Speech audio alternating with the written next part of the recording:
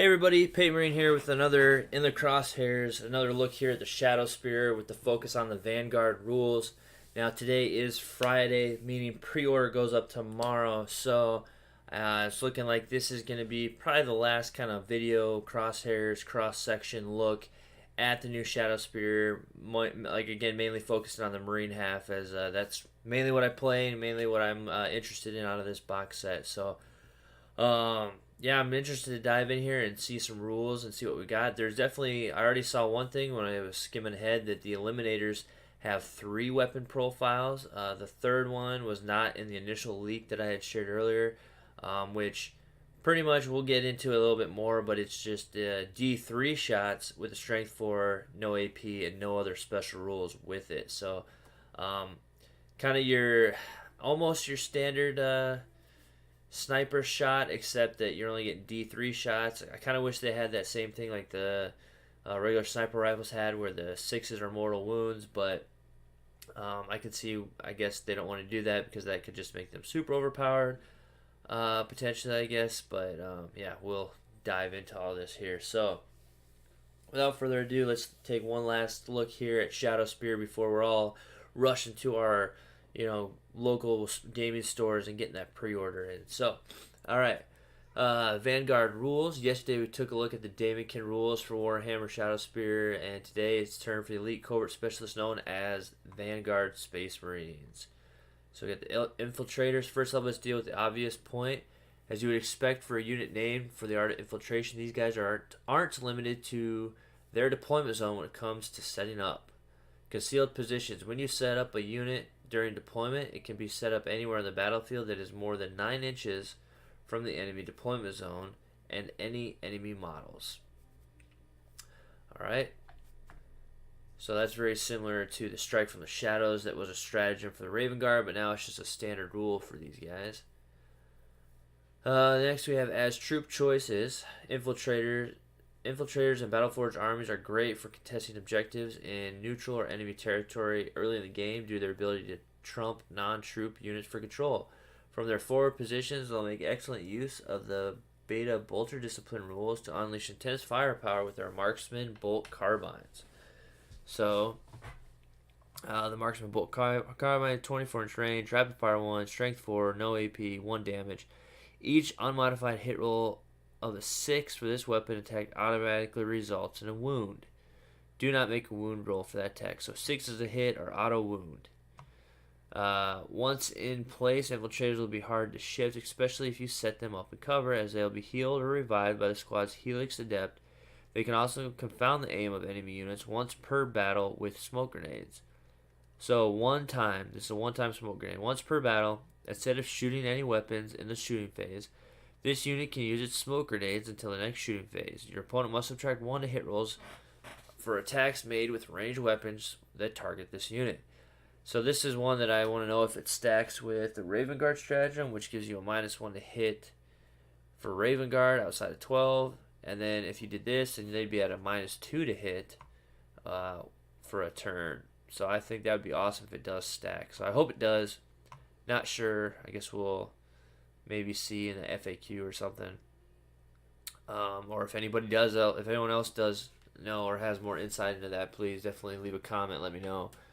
So Eliminators, so these are some that I'm pretty excited about. I think that I'm excited for them for many reasons, but I think they have very high potential for some awesome things to happen, but then I can also see them getting shut down pretty quickly. These guys are your dedicated primary snipers, but with their firepower dialed up to 11.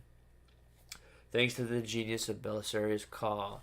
One of the greatest strengths in the Eliminators lies in the flexibility offered by their specialist ammunition. They can fire from their bolt sniper rifles. They also share the concealed position ability of Infiltrators and wear camo cloaks to help make the most of cover. So this weapon can target a character. Let's make it a little bigger. There we go. This weapon can target a character unit. It's not the closest enemy unit. In addition, when attacking, this weapon chooses one of the profiles below. So we have the Executioner round. This is that 36 heavy one Strength 4, -2, D3. If you make a wound roll of 6 for this weapon, it inflicts 1 mortal wound in addition to the normal damage. So I don't think I had that in the initial rules leak either, which makes that execution round with Seer's Gaze even that much better, because now you, I just find it, it's way better than any of the rest, really, because with Seer's Gaze, now you're rerolling ones to hit, ignoring cover with a -2, D3 damage, and any 6s on your wound rolls are also giving you just a mortal wound. So, right there, so, you're getting 3 shots each, so you have max potential if you get 3 6s. Obviously, it's not for sure, that's a very unlikely thing, but it does happen at times. You could even say, obviously you could potentially get 1 to 2, but 3 is pretty hard. But anyway, we're going for max here, so we want to know what the max output is. So you got 3, max output of 3 mortal wounds, and then with D3 damage, then you also have a max of 9 -2 AP wounds, which is pretty good. So overall, you're looking at potential, if they were to fail all their saves, you're looking at 12 wounds right there, which is pretty nice. And now I'm saying 12 wounds on a character. Now, the execution round is definitely character based because of that D3 damage. The -2 is also kind of nice against some of the harder to crack, like Terminator type models or such, or anything with more than 1 wound. So that's definitely. It's not a super squad killer type of thing necessarily, but it can easily, take down some min squads of stuff. So if you have a Primaris stuff, such as a minimum squad of 3 aggressors or something like that, while you'll still need 5s to wound them, if you can get some wounds through, giving that -2 to them and then a D3 damage, you can take probably 1.5 to 2 of them out each time, which is pretty nice. But like I said, it's definitely more geared toward taking down characters with a lot of wounds. So you be pumping out, like I said, a potential max of 9 regular wounds and an additional 3 mortal wounds. So potentially doing up to 12 wounds on a really good day, which is kind of nice. Plus with rerolls and everything else. Granted, you'd have to stack. If you really wanted to stack it up, you could put the librarian with a lieutenant there, and then hopefully get the Seer's Gaze off, and then you have rerolling 1s to hit, rerolling 1s to wound, and you're also getting those 6s. If you can get those 6s, there's just a lot going on there. So execution round, definitely a character killer in my eyes, which with 36-inch range, with being able to do their concealed positions into cover with camo cloaks, I would hope that they have some staying power. Plus, with the librarian's ability of Shrouded, making them non-targetable unless they are the closest unit. Or if you're also, like I said, Raven Guard, then you also get that -1 to hit. If they are the closest unit, then they're -1 to hit. And if they're not the closest unit, then you can't even shoot them. So it's kind of a kind of a backup situation, I guess you could say, like a little fallback. Like if they for some reason end up being the closest, then you're good to go. So then we have Mortis rounds, 36-inch range, heavy 1, strength 4, -1 damage. This weapon can target units that are not visible to the fire. Add 2 to hit rolls made for this weapon.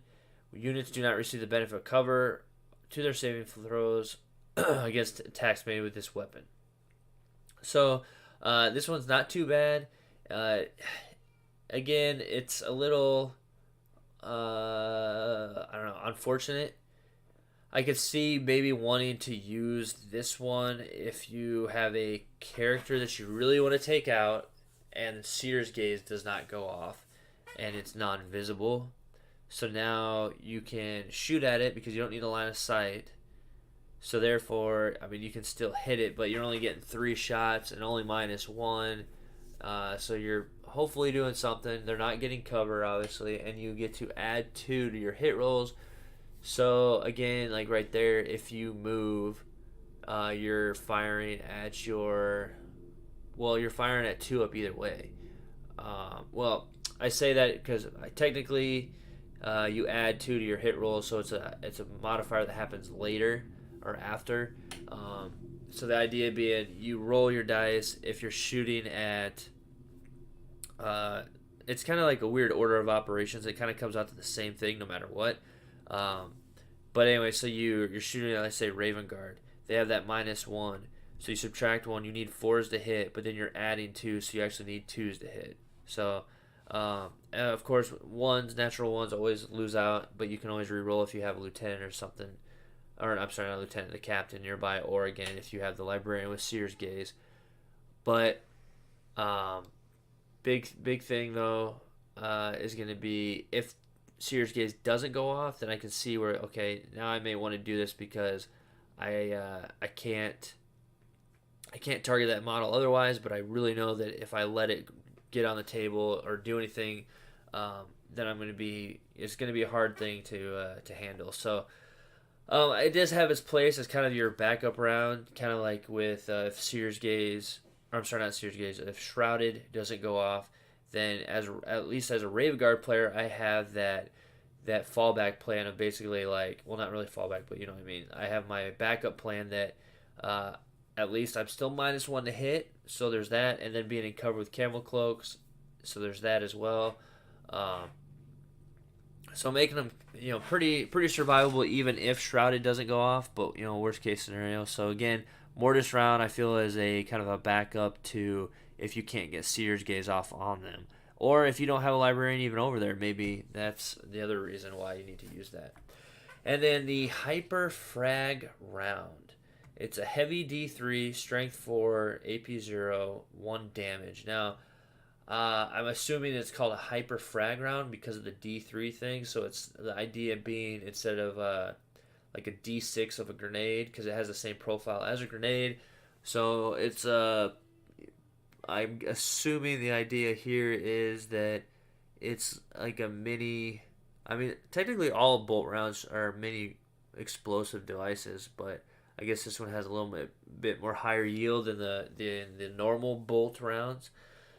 So it's doing that by you fire this mini hyperfrag and it explodes and causes D3 hits, and then you have that regular profile. So I can see this one coming into play against those horde armies and such that are trying to bear down on you. Granted, getting 9 shots on a good day out of these 3 guys isn't like game breaking or anything, and if you've got a horde of 30 boys, 20 boys, even 10 boys or Tyranids or whatever it is coming at you and you're firing that, at that point you're just trying to whittle them down somewhat, and then maybe some other thing in your army can come in and kind of take them out or whittle them down more.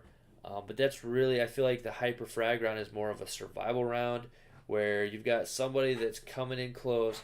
Their plan is probably to charge you with their large blob of guys, and you just got to take some bodies out so they get a little bit less attacks. But they're probably going to get overwhelmed in the next round.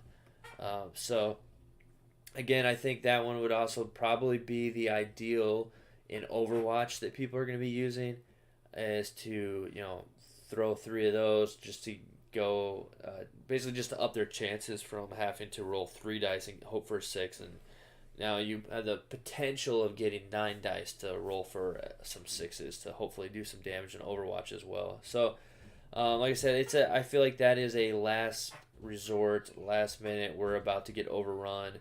Load the hyperfrag rounds. So, all right.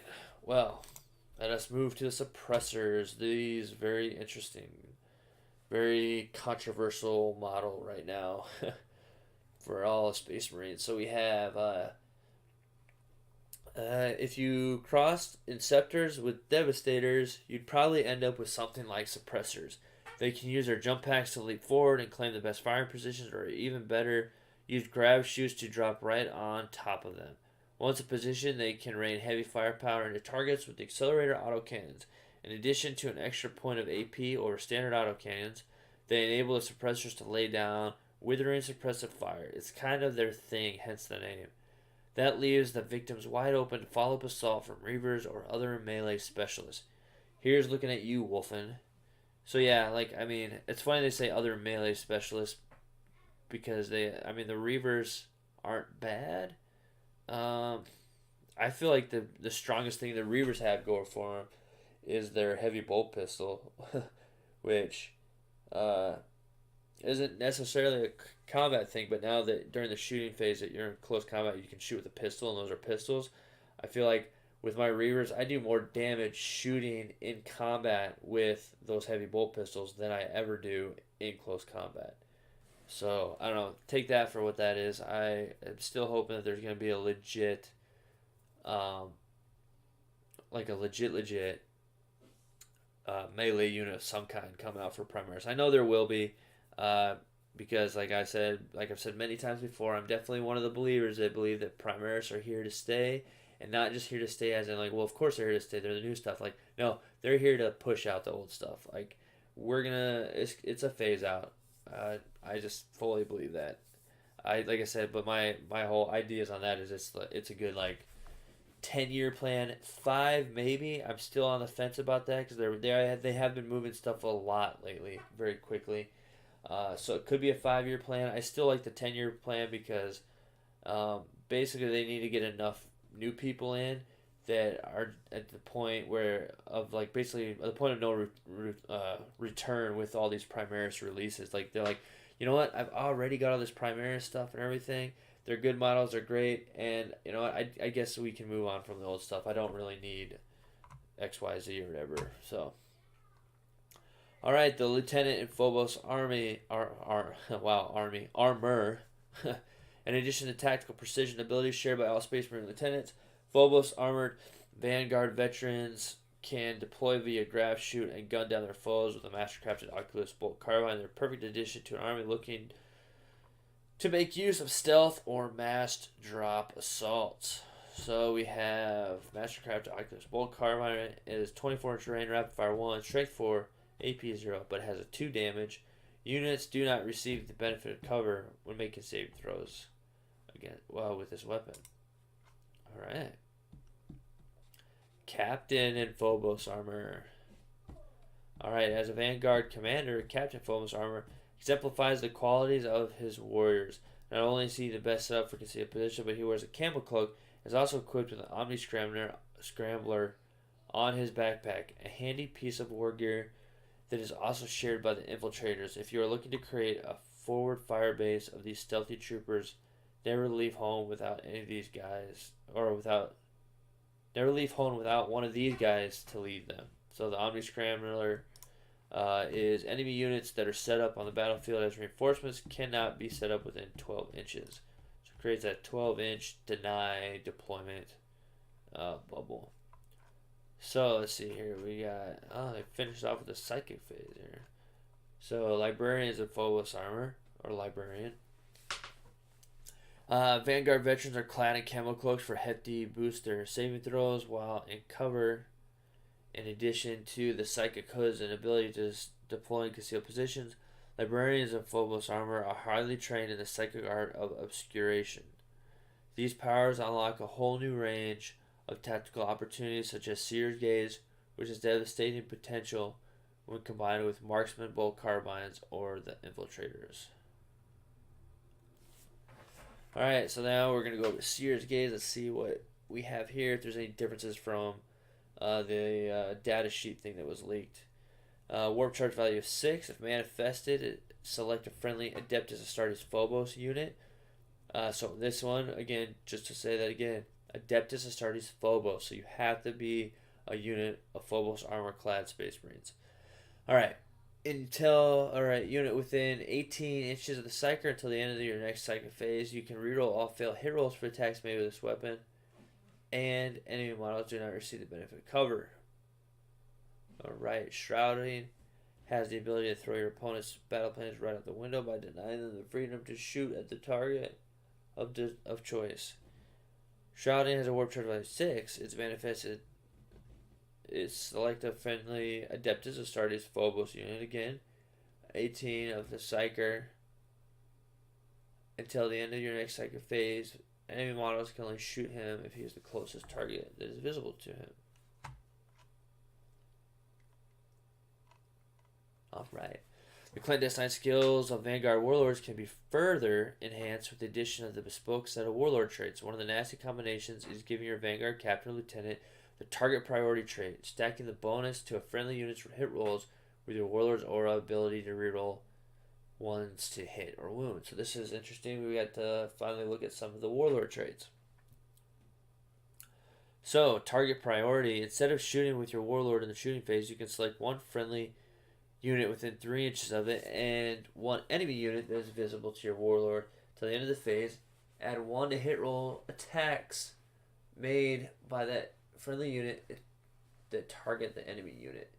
Now, the thing here, yeah, it says up at the top here, ability to reroll ones to hit or wound. So yeah, that's pretty good. Actually, that's really good. If you thought that confounding opponents during setup was exclusively the domain of GCR cults, think again. Check out the Precepts of Deceit warlord trait. So, if your warlord has this trait, then at the start of the first battle round, but before the first turn has begun, pick up 3 friendly infantry units that are on the battlefield. You can immediately remove these units from the battlefield and set them up again as described in the deployment section of the mission you are playing. If both players have the ability to allow them to redeploy units redeploy units roll off, and the winner chooses which player redeploys their units first. That's pretty cool. I like that. I'd have to look more into it as far as says immediately remove them from the battlefield and set them up again as described in the deployment section. So, I mean, can I set stuff up and I still have to redeploy it, or can I just put them, my redeployment is there now in reserve? Like, I can put them in reserve after the fact. I don't know. Alright, if you're as excited as we are to get your hands on some Vanguard goodies, you won't have to wait long. The Shaft Spear is up for pre-order this Saturday. What's all these new units can join? Armies hailing from any of the first founding successor chapters, so you'll be able to add these powerful new weapons in your arsenal. Tomorrow we'll be discussing how you can expand the contents of your Shadow Spear battle box into full-on match play armies. So be sure. Okay. Well, this is all very interesting. I'm kind of torn on these warlord traits. Excuse me. I definitely like that target priority, but I also really like this one of deceit. I like the idea of redeploying, even if you have to put them directly back on the table right away. I do like that you can, basically set up, have your enemy deploy in a way to counteract a lot of stuff, and the next thing you know, all that stuff is not there. It's over here now, and I'm gonna basically it's a redeployment flanking maneuver is basically what it is. I like that a lot. So I'm actually going to be kind of hard torn. I do like the idea of adding hit rolls, but again, it's got to be a unit within 3 inches. So I'm most likely going to be whatever I attach my captain to, unless I'm attaching my captain to a unit because I just want the +1 buff for my shooting. Depending upon how I build my list will be kind of really what I want to do. Now, obviously, we're going to have to see what other warlord traits are in there. But of these two, I would definitely, it would be however I'm building my army that day or that game or that event. If I'm running the captain or whoever my warlord is, I guess, with someone that I'm going to most likely try to shoot and charge. So I could only really see it with something like Infiltrators, something like that, where I can kind of drop them all in together. They could pump out a lot of shots and then charge into a unit. And that would be most likely like a captain or a lieutenant. Probably a lieutenant if I'm going to charge in because he's got that knife fighter ability. But then, because most likely target priority would be kind of wasted on my shooty stuff just because I would want to get in and get that benefit as well for the combat portion. But again, I feel like sitting here talking it out, I definitely feel like that For me, I probably like the Precepts of Deceit one the best. I like that redeployment option, especially um, if you set up your unit, because this is where this actually thinking this out. If I set up like something like my Eliminators, because they can be set up 9 inches away, so I set them up, and then my opponent sets up things that are either within range or out of range or whatever. Now I can redeploy them, and I actually love that combination. I just keep thinking of great combinations with those Eliminators. I like the idea of that because if I'm bringing Eliminators, I want them to get their chance. Hopefully I get first turn, because if not, they're probably gone. But yeah, we'll definitely have to see how that's all going to work out in the end. So, all right, well, I think that's going to be it for this video. I think we're going to call that good. We've definitely gone over a lot like the past few days. I'm going to be heading into my shop here this weekend to pre-order the Shadow Spear box set. Very excited about that. Already got plans with somebody else. I'm going to be trading my Chaos for his Primaris half, so I'll be getting 2 sets of these basically for my Primaris. So definitely very excited for all that. So, yeah. Tell me what you're excited for, what you're most looking forward to, what your thoughts on these rules that they've shared now. I can't wait to get the full rules so we can see what else we got going on. So, yeah. And then check out the Facebook page. Check out the rest of the YouTube channel. Please like, subscribe, share, all that. I would definitely greatly appreciate it. And until next time.